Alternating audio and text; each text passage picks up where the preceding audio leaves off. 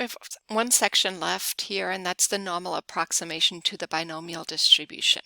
So remember the normal distribution, that is our continuous curve, where the binomial distribution is a discrete density function.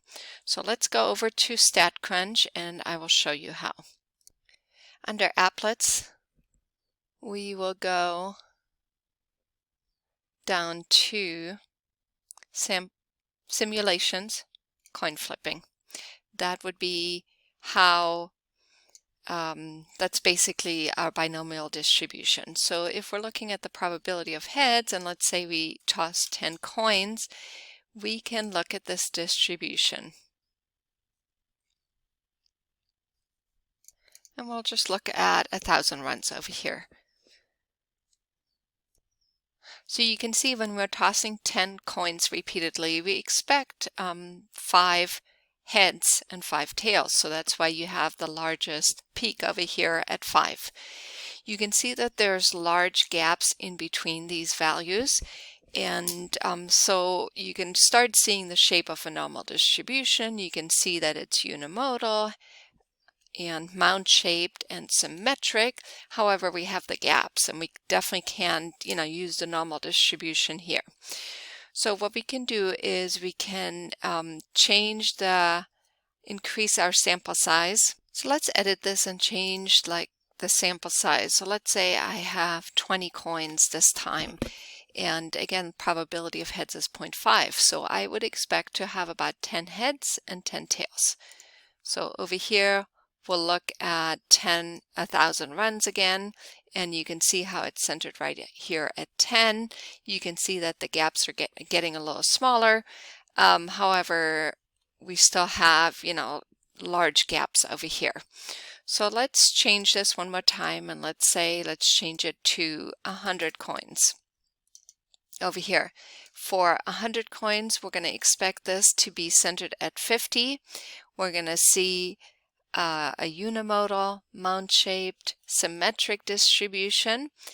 And by the way, if we do more and more runs, it's going to fill in a nicer curve. So this is just doing the experiment repeatedly over here. So you can see this is definitely our gaps are getting smaller. We have so many more possible outcomes, and this is starting to look like a normal distribution. Now let's see what happens. We have this rule of thumb, which I'll get to in a second, but let's say we change the probability of success, because if I'm just looking at a binomial distribution, I may not have a 50-50 chance of our outcomes. So we've done lots of different examples. So let's say I change this 0.05, and I would expect about 5 successes over here. So when I run my experiment, you can see that this is stacked over here at 5. So we can see over here that we actually end up with a little tail over on the right. And let's look at one more case. Let's say we change this to 0.01. Now 1 would be the most likely outcome over here. And if we do our 1,000 runs, you're going to see that we have 0 and 1 is actually our peak, and then we have, basically we only have half of the curve over here, because all our values over towards the left are going to be stacked at 0, because I can't get any negative values. This is why we have the rule of thumb, which says that, if our sample size is large enough, and depending on the p, we're going to have an approximately normal distribution.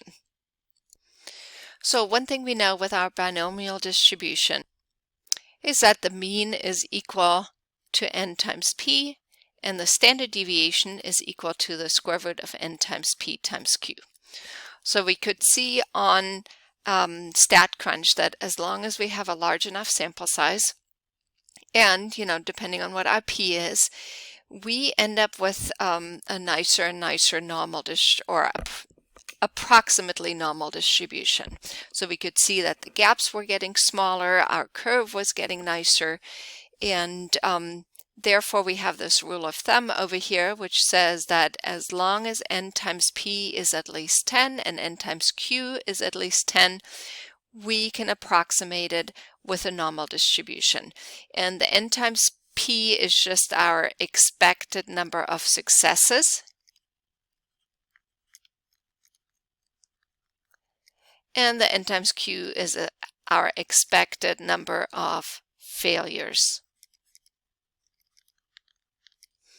So you can again see 3 graphs down here with sample size of 30, p of 0.5, and we can see when n times p would be 15 over here, and n times q would be also 15. So we would expect 15 successes and 15 failures. So we can see that this looks approximately normal.